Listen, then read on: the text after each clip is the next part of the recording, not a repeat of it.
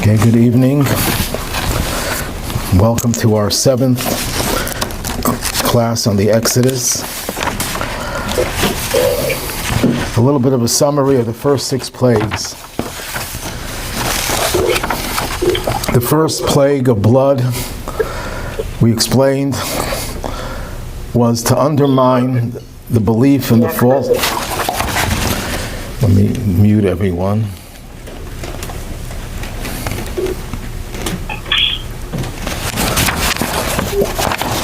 The first plague of blood was to undermine the belief in the false god of Egypt, which was the Nile River.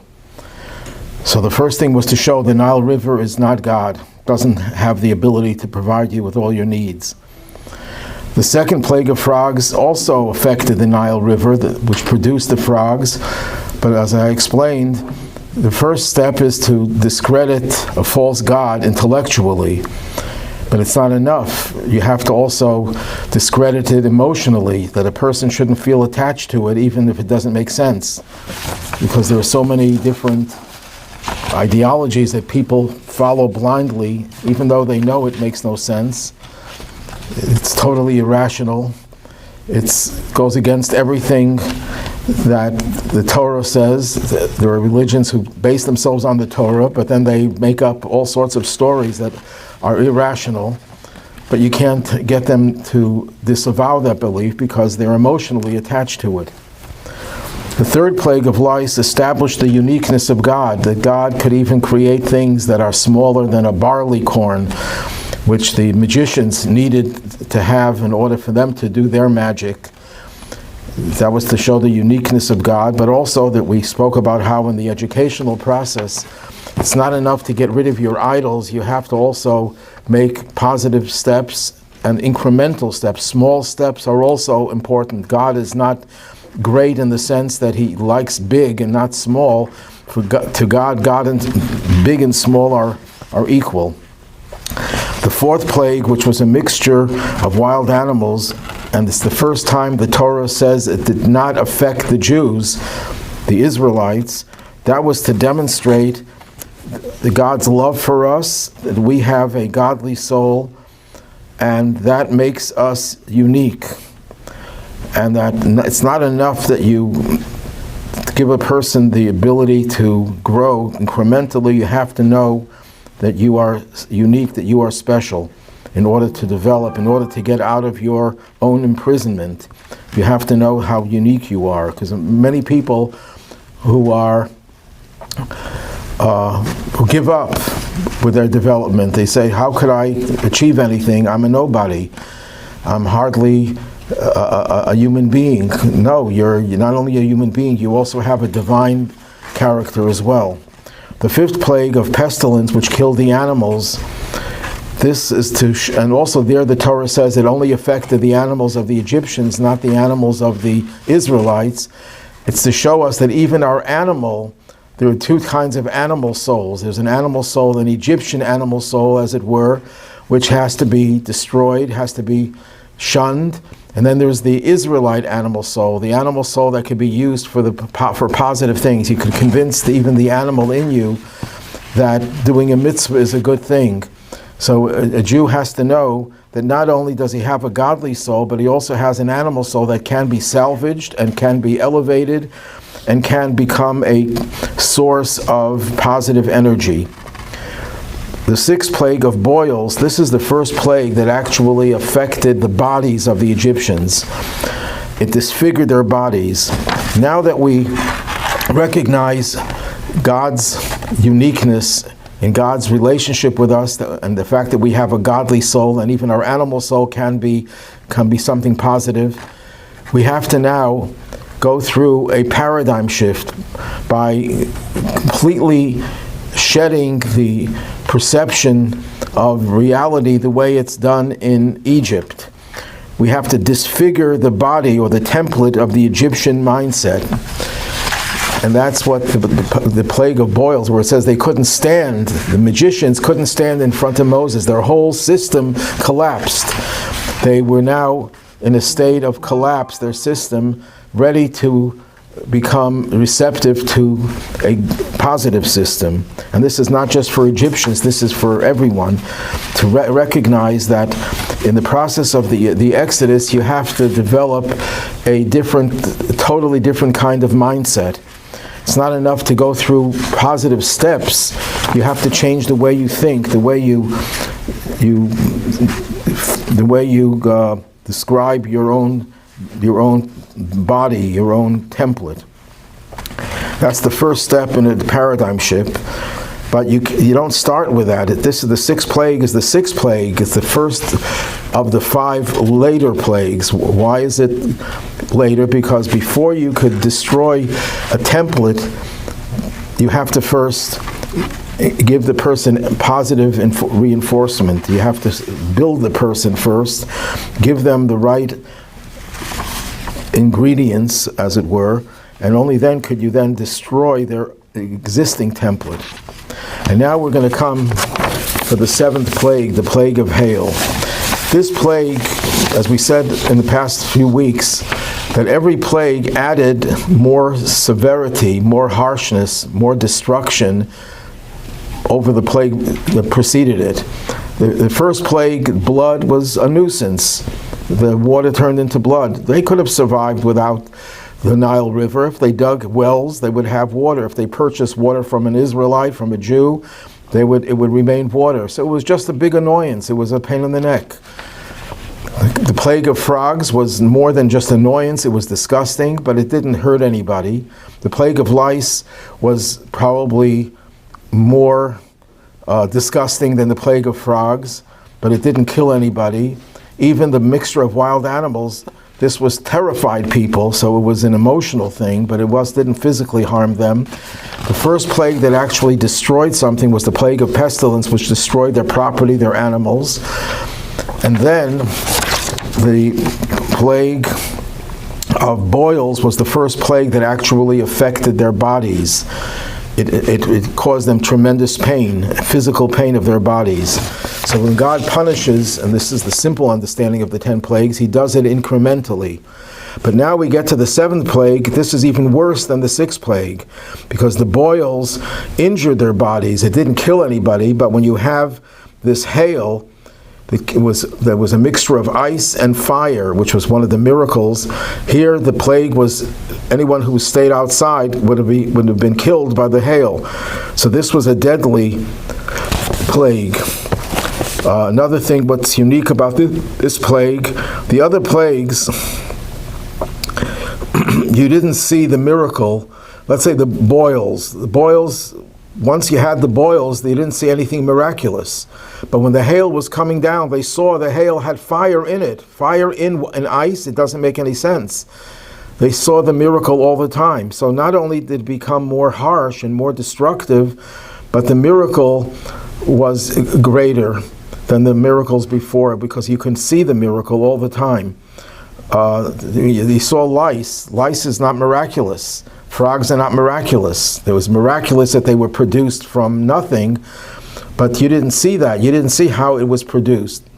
The first plague, and the only plague that you could actually see something miraculous happening, is the constant raining of hail with fire in it.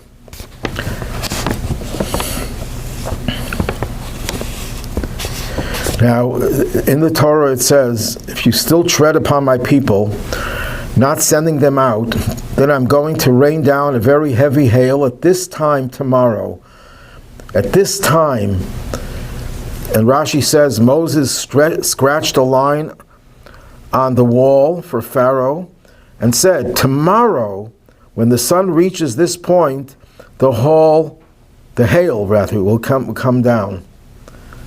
Now, the question that the commentaries ask on Rashi, and it's really on the text of the Torah, what is the emphasis at this time, that it had to happen exactly at that time? All the other plagues, they were only told that it's going to start tomorrow. It doesn't say which time. Here it's an exact, a precise time. Why that emphasis? So the Rebbe explains that this plague was about combining opposites. First of all, Rashi says that there was a miracle within a miracle. The miracle, first of all, that the hail came down. And the second miracle was there was fire and water coexisting. They made peace. So this was the opposite, two opposites coming together. Number two, this was the only plague that, notwithstanding the harshness of the plague, the severity of the plague, God gave them the opportunity to avoid it. He says, if you stay inside, you won't be harmed.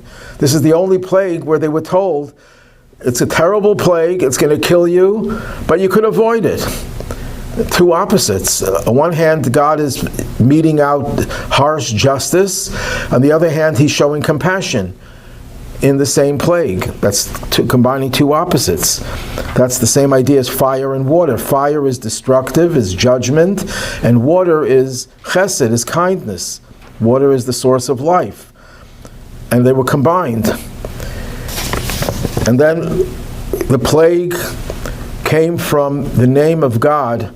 What's the name of God that's used with regard to the plagues? The name of God that's used is the tetragrammaton. That's the four-letter name that is spelled a yud, a hey, a vav, and a hey, which combines all three tenses. It has haya, was, hove, is, yihiyeh, will be. All in one word. What does that mean? That God transcends time. And yet the plague had to take place at an exact, precise time. He made a line on the wall, and when the sun reaches that line, that's exactly that split second, that nanosecond, is when the plague would happen. Here again, you see combining two opposites, the timelessness in time. That's the nature of this plague, which no other plague had, as this plague, where you have the combination of opposites. And what is the lesson of this? That a Jew has to combine opposites. Because what is the definition of slavery? What is it that's so terrible about being a slave? Why is it such a scourge to be a slave? Or a prisoner, for that matter? Because their lives are monolithic. They're you can't operate in more than one area. You have a schedule, you wake up at a certain time, you have certain work, you eat your breakfast, your lunch, everything is the same. You're a number, you're not a human being anymore. That's what being a prisoner is. You're not allowed to express yourself in more than one way, and the one way that you express yourself is the one way that they impose on you. So slavery reduces you to a single-dimensional entity, like an animal. An animal doesn't have a mixed personality. It has one personality. And this is what this plague says. If you want to be free, if you want to experience an exodus, the challenge is to combine opposites by going in different directions. For example, Judaism is intellectual. It's study of Torah. It puts such a great emphasis on it. If someone asks you, what is Judaism? And you'd say, Judaism is an intellectual religion. You would be right. But if someone would say, Judaism is a religion of the heart. Prayer is called the service of the heart. Judaism is about kindness, is about compassion, is about love. It's an emotional religion. And if someone says, no, it's not intellectual or emotional, it's very practical, it's pragmatic, it's down to earth. Judaism is not in the clouds, it's down to earth. Yes, you're right. You're right about all three. It's a combination of all three. And what happens when a person... But here's a little problem. When you have to go in all different directions, that can cause you to become traumatized. You don't know where you belong. Do I have to go here? Do I go there? You go into a building that has 100 rooms, and you don't know which room you have to go to. You're going crazy. You're going from one room to another. That's only a physical thing. But when you have to go from one mode of expression, of intellect to emotion, from emotion to practical, and practical back to emotional, you can go crazy. So that's the solution is provided over here in this plague, in this seventh plague. What's the solution?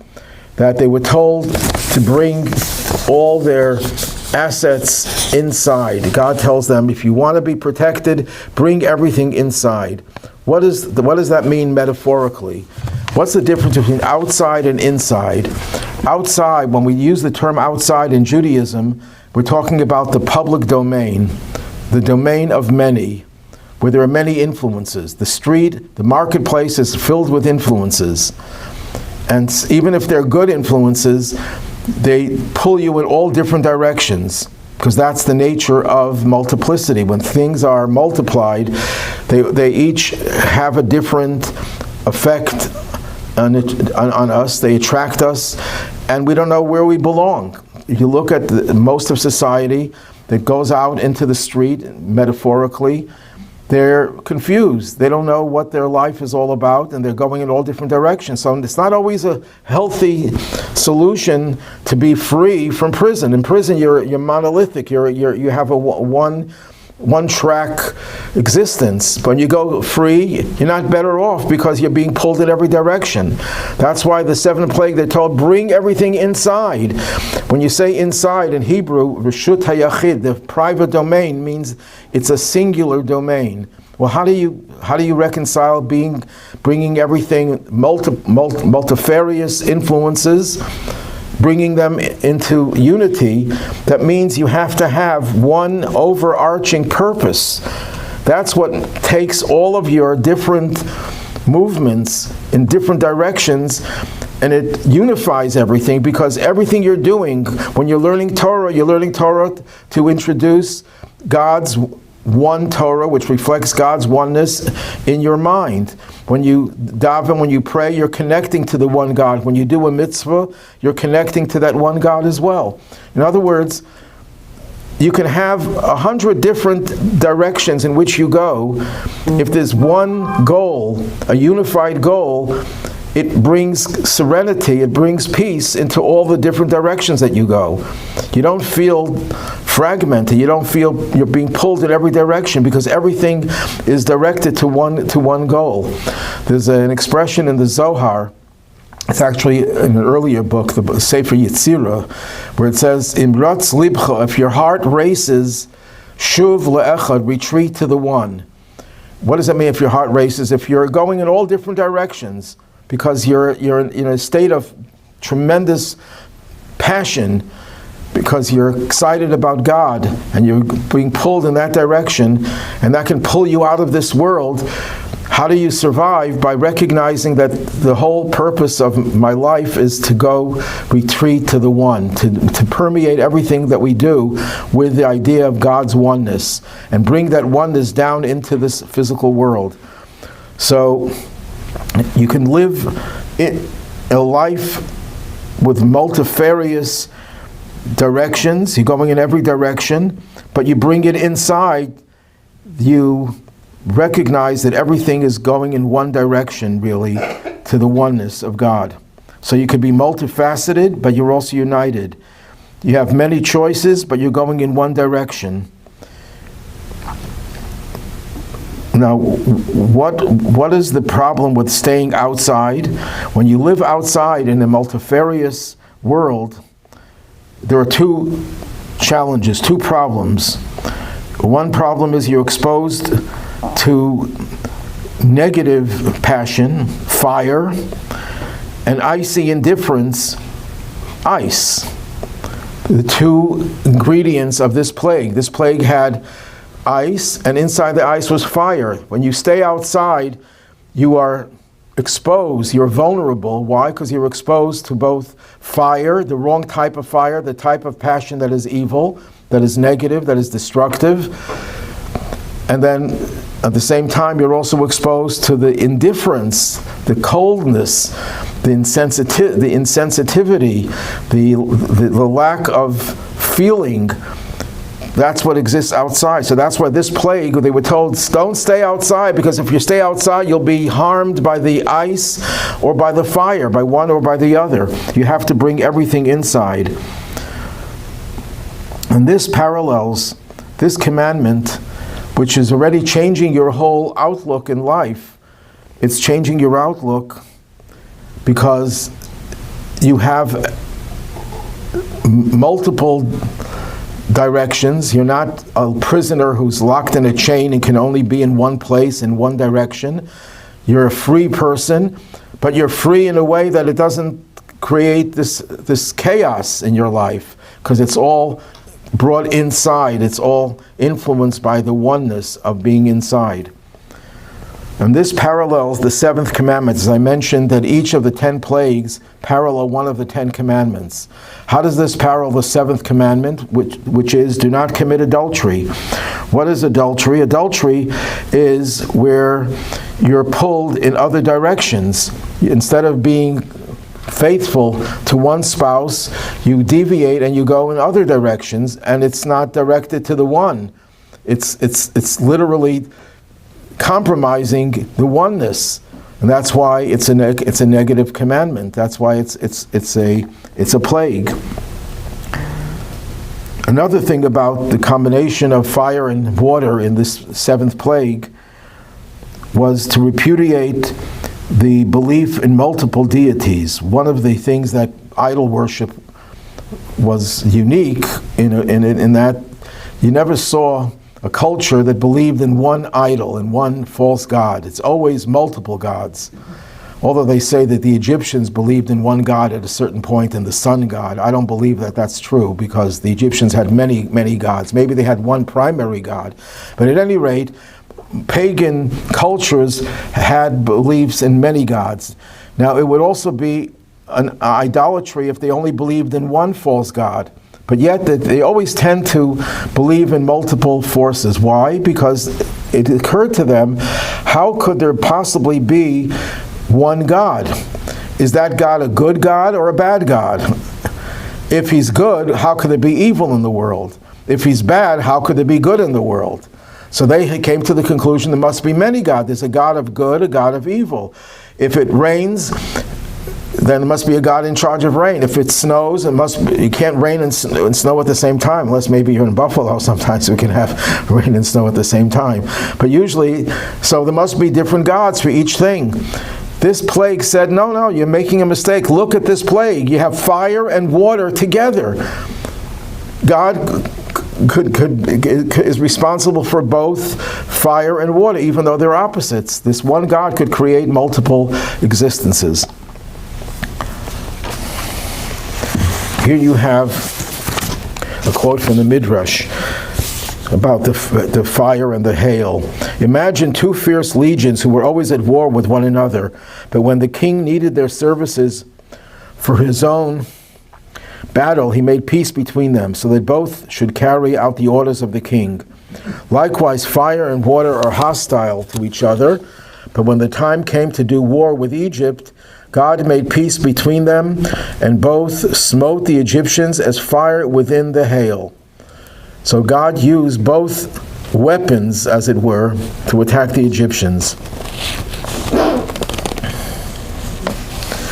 Let's go now to the eighth plague, the plague of locust.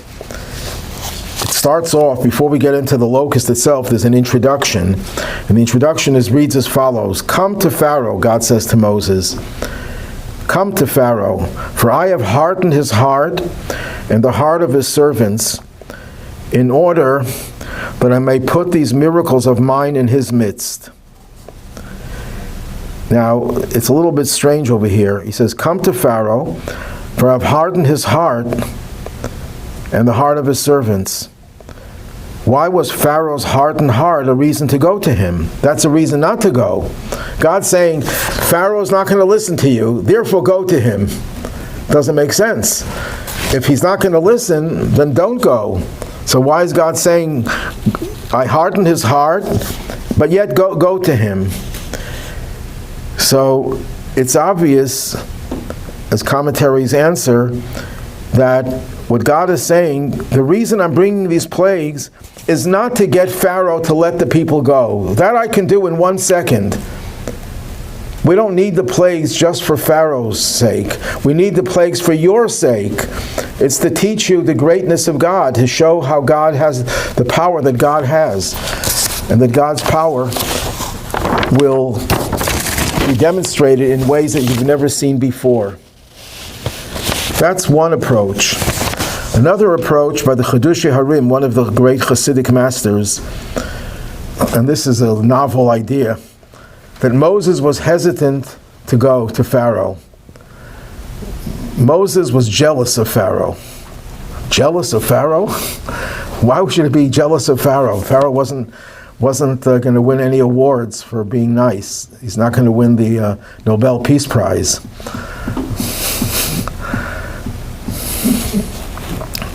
Because Moses recognized, as the Hasidic masters would teach us, that you have to learn lessons from everyone, even from evil. You have to take certain traits that evil people use and exhibit and use it in a positive way. When you see, Rabbi Zusha, the famous Hasidic master, said there are 7 things that you can learn from a thief. He pointed out how thieves do certain things in a certain way, and you could use those methods to do good. One of the things he said, thieves try to hide their accomplishments. They don't try to publicize it because they'll get caught. Well, when you do a mitzvah, don't try to show off. Do it in a modest way. But that's just one of the 7 teachings from a thief. So what was it that you could learn from Pharaoh? What are you going to learn from Pharaoh? His stubbornness, his tenacity. No matter what happens, no matter how much he's being beaten, he doesn't give up. No, they can't go. I won't let them go. So Moses says, if I only had Pharaoh's stubbornness, I would be so much better. And where did he not use his stubbornness? When God sends Moses to Pharaoh and things backfire and things got worse, Moses complains. Moses felt terrible. He says, why did I complain? I should have said, even if things don't work out, I'm not going to give up. I'm going to continue. And instead, Moses complains. So Moses says, I'm worse than Pharaoh. Pharaoh is stubborn and he's consistent. I'm not stubborn when it comes to doing things that are right. I think there's another way of looking at it, that Moses was the humblest person on the face of the earth. If something fails, if someone gives you a mission and it fails, if you're not humble, you'll blame it on someone else. You'll blame it on something. Oh, I didn't succeed because I didn't sleep good last night, and that's why I was too tired, so I couldn't do the job right. You'll always find an excuse, either blame it on someone else or blame it on some other external factor. A non-humble person will never blame it on himself. But Moses was humble. The Torah says he was the most humble person on the face of the earth. So if he was humble and he realized he's failing, here every time he's doing another miracle, and this Pharaoh doesn't yield. He doesn't budge. He's not changing. So Moses said, you know what? It's my fault. It's my fault that the plagues aren't working. So God says, no. Don't say it's your fault. I hardened his heart. It's not because of you, it's because of me. I am taking the blame. I hardened his heart. I'm the one who did it, and therefore you have every reason to go.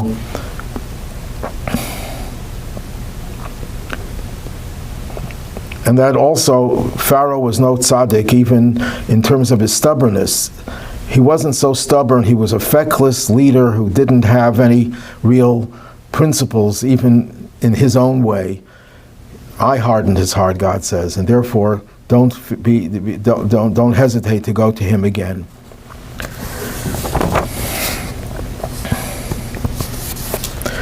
Now, as the plagues continue and progress, they get more harsh. We already said that hail was deadly, but yet people could save themselves if they stayed inside.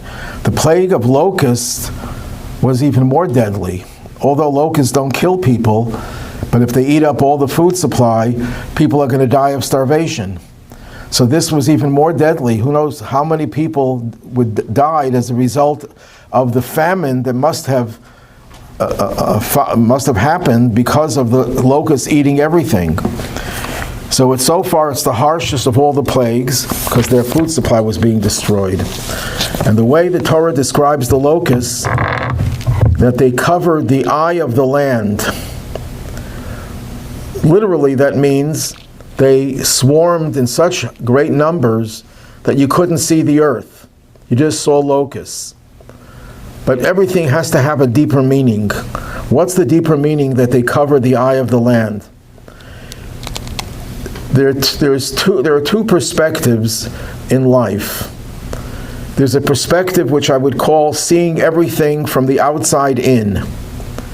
You're outside, you're situated outside, but you're focused on what's going on inside, which is good.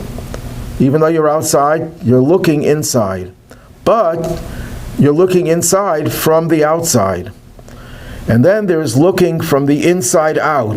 You're inside, your perspective is an inside perspective, and that's how you see everything outside, in light of what you see inside. That's the difference. We spoke about the seventh plague of hail, which we said we had to, people who went from outside inside were saved.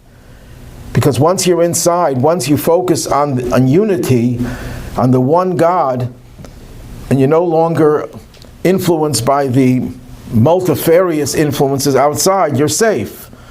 But you're safe from the perspective of the outside. You're coming from the outside with the outside perspective. You're coming, it's like a person, for example, that was educated in a totally secular environment and got a PhD in whatever subject, and they're then brought to recognize that there's Judaism. So even though they come into Yisro, for example, Moses' father-in-law, worshipped all the idols, and then he came and he joined the Jewish people, he recognized that God is the only true God. But his perspective was an outside perspective, coming to the realization from the outside that there's an inside. You know, there's a puzzling medrash that when Moses married Yisro's daughter, Tzipporah, and he was going to have children, Yisro made a condition with him for this marriage. He says, the first child you have to raise in idolatry. You have to raise him to worship idols, the first child. The second child, you can raise him whichever way you like. And all the commentaries say, Yisro himself rejected all the idols. So how could he ask Moses to raise his child to be an idol worshiper? That's impossible. And the answer is, he meant raise him like I was raised. I was raised to find the truth from the falsehood. From the outside, I came inside. So the first child should be given a non-Jewish education, and then they'll understand little by little how futile those other influences are, and they'll come to realize the one God. From the outside in, that should be his perspective. And the second child you could raise in an exclusively spiritual environment, without the idols, without the pagan worship. So that's the difference between the seventh plague, where they were coming from the outside inside. In this plague, the eye of the earth was covered up. What does that mean, the eye of the earth? The eye means the vision, the perspective of the earth, of the world outside. That perspective was covered up. This is bringing people from the inside to look at the outside. It's like Shabbos. What is Shabbos? Shabbos is, what day of the week is Shabbos? You're both right. Which day of the week is Shabbos? Friday and Saturday. But which day of the week? Number. Which number? It's number 7, but it's also number 1. The Zohar says that Shabbos is the first day of the week. The whole week is blessed from Shabbos. Shabbos gives life to all the days of the week. And yet Shabbos is the last day of the week. Every day of the week we're preparing for Shabbos. And the answer is the Shabbos has two perspectives. One perspective is you're coming from the weekdays, from mundane activity, from secular consciousness. You're involved in the physical world, and you prepare and we bring the outside world into the inside. Shabbos is a day of oneness, where you're one with God. There's nothing else that bothers you. You don't want to go to work. You don't get involved in any type of work. You're resting.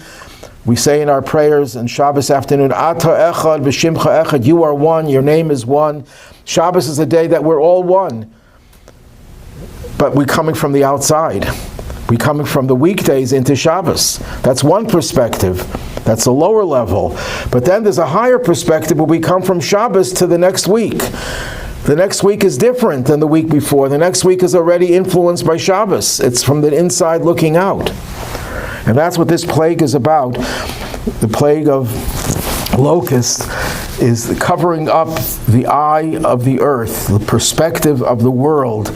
This is just a perspective. This is a complete paradigm shift where you're recognizing the world from the perspective of the inside, not from the outside. And what happens when locusts eat up all the food? There's a famine. Now, famine is a negative thing, but there's also a positive famine. What does the prophet say? That a time will come that people will be starving, not for food, but for knowledge. That'll be their only preoccupation. It says when Mashiach comes, the whole world will be preoccupied with knowing God. We'll be inside. We'll see the whole world from an inside perspective. It'll be the second higher level of Shabbos. And it parallels the 8th commandment. What's the 8th commandment? Do not commit theft. Even though the simple meaning of theft in the 10 commandments is kidnapping, but by extension it includes all forms of theft. What is the connection between theft and this plague? What does a thief do? And tragically, where the whole world is preoccupied with the kidnapping, what does the kidnapper do? He comes into your private domain, he's inside, and takes you outside, brings you into the outside world from the inside. Theft is a process where you go from the inside to the outside. So the Torah tells us don't do theft in the negative way, but there's a positive form of theft where you take the inside influence and you let that affect all the outside influences. Let's conclude with a medrash. It says, and God turned a very strong west wind, which took away the locusts. This is after the plague, and cast them into the sea of reeds. There remained not one locust in all the borders of Egypt. Why did God have to make that miracle? The plague was over. What's wrong if he left a few locusts? So the Medrash says, when the locusts first came, the Egyptians rejoiced and said, let us gather them and fill barrels with them. You know, locusts were a delicacy. Even locusts are kosher. We're not going to be serving them here anytime soon. But locusts, some brands of locusts are kosher, and Sephardic Jews will eat locusts. Don't tell Yoshua, he'll head right for the kitchen. So then God did say, wretches, will you rejoice with the plagues I have brought upon you? You're going to make this into a feast? Immediately God turned a very strong west wind. There remained not one locust in all the borders of Egypt. Even those that had been pickled in their pots and barrels took wing and fled. God did not want. What that tells you is that the plagues didn't work for the Egyptians. Even though the plague was an educational process, it brought people to a higher consciousness. It didn't last with the Egyptians. They didn't learn their lessons. Because soon after the Exodus, they started pursuing the Jews, ready to enslave them again, or maybe even worse. So the lessons were lost on the Egyptians, although we have to take those lessons and apply them to ourselves. Any questions?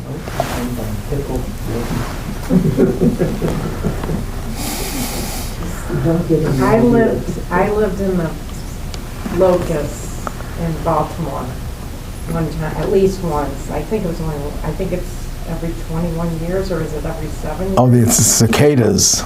Yeah. Are they locusts? Are they a brand of locusts? I call them locusts. I don't know.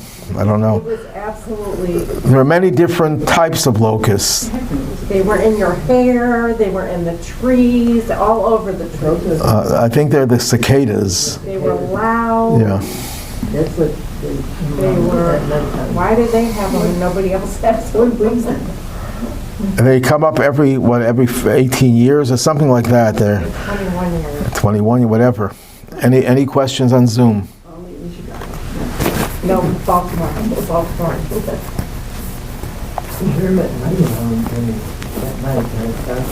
Yeah. Okay, everyone have a good week. Well, thank you, Rabbi. Thank you. Have a good month. A good Okay, good night. A good Chodesh. Now it's the month of Adar we just entered. And it says when the month of Adar enters, when we increase our joy. So this is a very joyous part of the year. And let's hope that this joy continues to have a modern day Purim with the elimination of all the threats to the Jews, Yeah. to all the Hamans of the world.